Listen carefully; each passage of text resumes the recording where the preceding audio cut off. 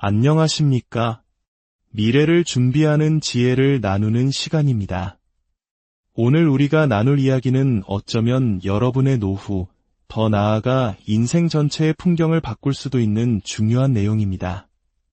본격적인 이야기에 앞서 만약 이 지혜가 여러분의 마음에 울림을 준다면 소중한 사람들과 이 내용을 공유해 주십시오. 좋은 지혜를 나누는 것은 미래의 풍요를 함께 심는 것과 같습니다. 저희 채널을 구독하시면 앞으로도 여러분의 삶을 더욱 풍요롭게 할 이야기들을 놓치지 않으실 겁니다.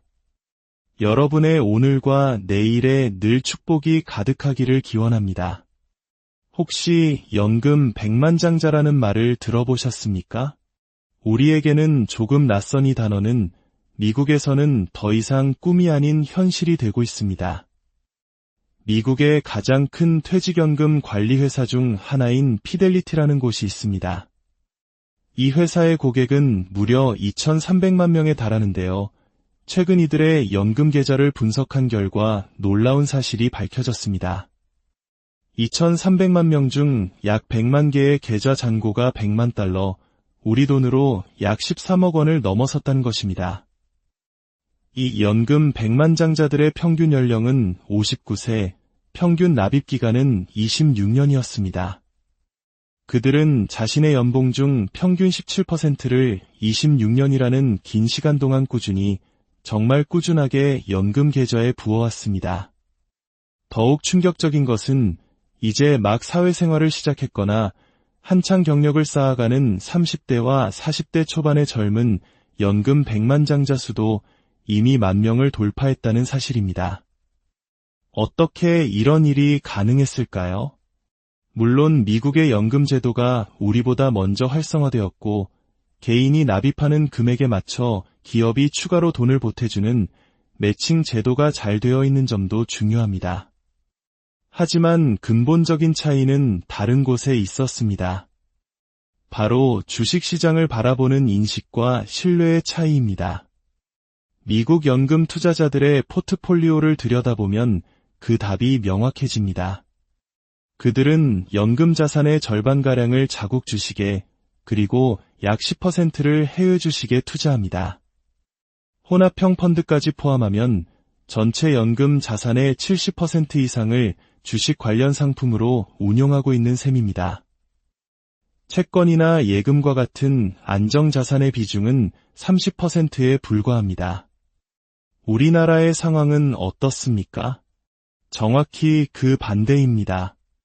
대부분의 사람들이 퇴직연금을 원리금 보장상품, 즉 예금이나 다름없는 곳에 넣어두고 사실상 방치하고 있습니다. 이것이 바로 시간이 흘러도 우리의 노후 자산이 제자리 걸음인 반면 미국의 평범한 직장인들이 연금 백만장자가 될 수 있었던 가장 결정적인 이유입니다. 우리 사회는 오랫동안 부동산 불패 신화에 깊이 빠져 있었습니다. 실제로 한국 가계 자산의 구성을 보면 그 특징이 뚜렷하게 나타납니다. 상위 20% 부유층의 자산을 분석해보면 부동산 비중이 무려 80%에 달하고 금융자산은 20%에 불과합니다. 반면 미국은 금융자산이 70%, 부동산을 포함한 비금융자산이 30%입니다. 우리와 경제구조가 비슷한 일본조차 금융자산이 60%를 넘습니다. 물론 나라마다 환경이 다르니 선호하는 자산이 다를 수 있습니다. 하지만 우리는 자산이 부동산에 과도하게 쏠렸을 때 발생하는 유동성 리스크의 무서움을 간과해서는 안 됩니다. 유동성 리스크란 내가 팔고 싶을 때 제값을 받고 팔 수 없는 위험을 말합니다. 자산이 가진 모든 리스크 중 가장 지독하고 고통스러운 것입니다. 당장 현금이 필요한데 시세보다 낮은 가격에 내놓아도 집이 팔리지 않는 끔찍한 상황을 상상해 보십시오. 일본의 젊은 세대는 잃어버린 20년을 거치며 이러한 부동산의 함정을 뼈저리게 경험했고 그 결과 자산의 중심을 금융으로 옮겨갔습니다. 이제 우리도 생각의 전환이 필요합니다. 노후 준비의 최우선 순위가 단순히 허리띠를 졸라매고 저축하는 것이라고 생각해서는 안 됩니다. 진정한 1순위는 오히려 평생 현역으로 살아갈 수 있는 나만의 기술, 나만의 전문성을 갖추는 것입니다. 이를 위한 자기 개발에 아낌없이 투자해야 합니다. 그렇다면 금융을 통한 노후 준비는 어떻게 해야 할까요? 첫째, 이미 우리에게 주어진 제도를 최대한 활용해야 합니다. 회사에 다니는 동안 회사가 납입해주는 퇴직연금, 그리고 월급에서 의무적으로 나가는 국민연금이 바로 그것입니다. 이 돈은 당신이 일하는 시간은 물론 잠자는 시간에도 스스로 몸집을 불려나가는 든든한 기반입니다. 특히 퇴직연금은 이제 ETF와 같은 다양한 상품에 직접 투자할 수 있게 된 만큼 더 이상 방치하지 말고 적극적으로 운용해야 합니다. 둘째, 급여의 10% 이상을 연금저축이나 IRP, ISA와 같은 개인 연금 계좌를 통해 꾸준히 주식형 펀드에 납입하는 계획을 세우고 오늘 당장 시작해야 합니다. 매월 혹은 매 분기 정해진 날에 기계적으로 투자하는 적립식 투자는 시장의 변동성을 이겨내는 가장 효과적인 장기 투자 전략입니다. 보수적으로 계산해 볼까요? 월급 300만 원으로 시작해 30년간 직장 생활을 한 사람이라면 퇴직연금 계좌에만 약 2억 원이 쌓입니다.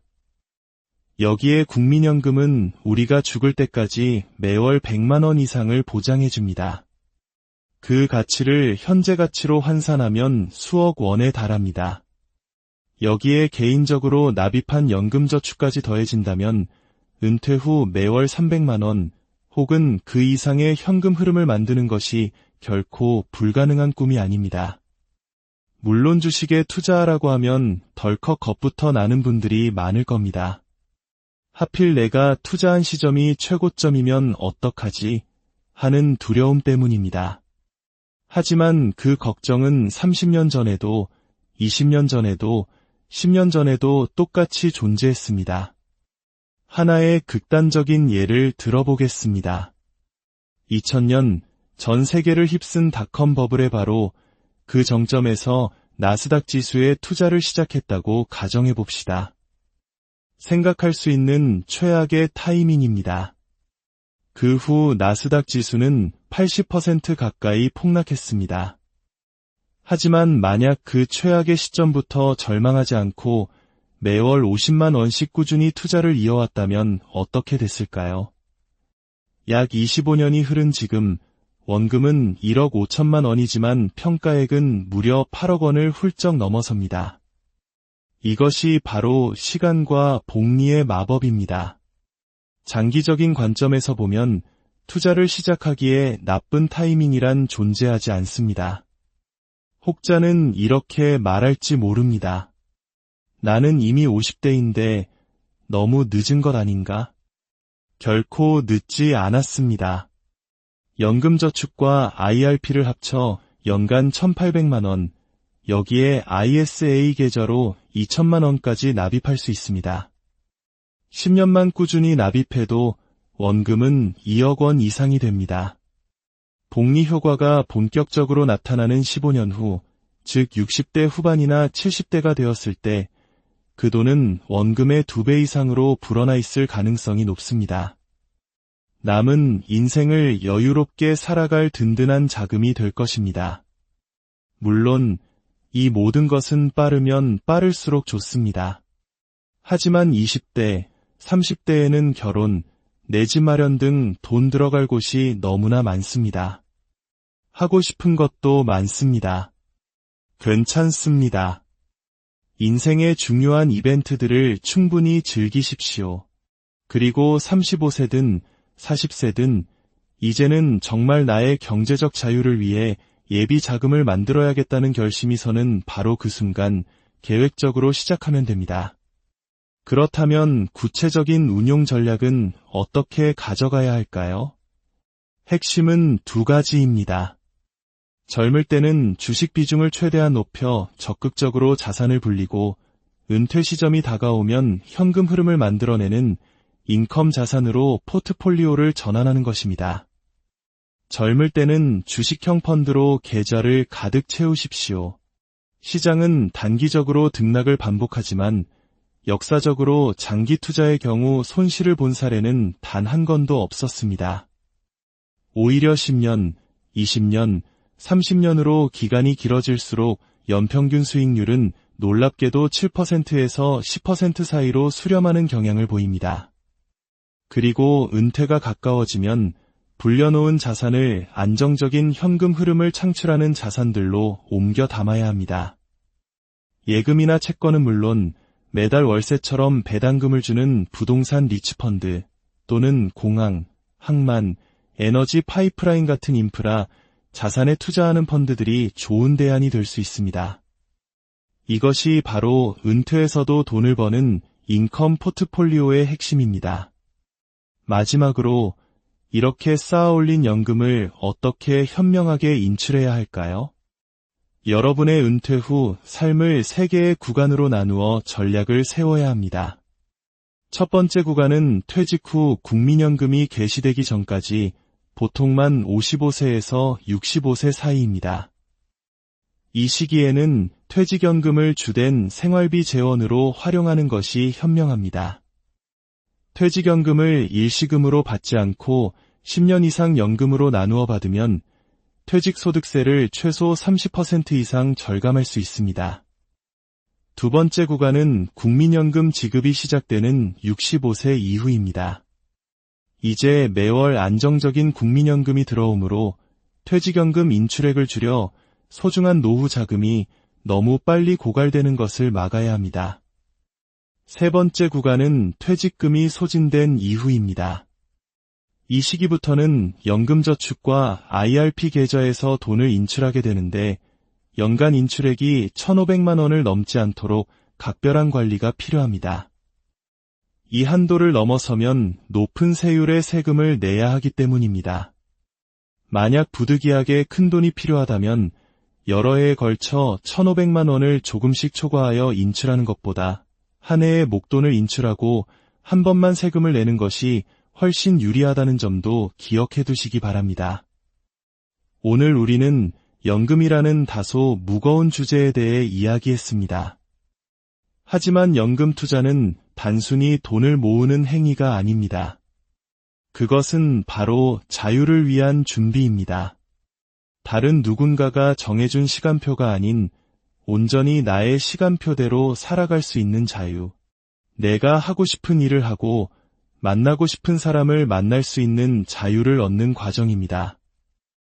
소설가 니코스 카잔차키스의 묘비에는 이런 문구가 새겨져 있다고 합니다. 나는 아무것도 바라지 않는다. 나는 아무것도 두려워하지 않는다. 나는 자유롭다. 이것이야말로 잘 준비된 연금이 우리에게 줄 수 있는 가장 큰 선물이 아닐까요? 여러분의 노후가 돈에 얽매이지 않는 진정한 자유의 시간이 되기를 진심으로 기원합니다.